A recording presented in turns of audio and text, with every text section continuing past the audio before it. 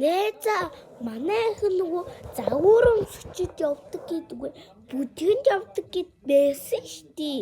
Тэгсэн чи хоёр тэмцээндээ оролцоод алмаз аваад алмаз медаль аваад хүрээд ирдэм да. Тэгээ манай хүн маань Бэлболийн өмнө явахдаа бүр нэгдүгээр аврах болчоод ирдэм да. Тэгсэн чи манай нөхөр штий надад iPhone 17 Pro Max авч өгсөн юм чинь заа юу.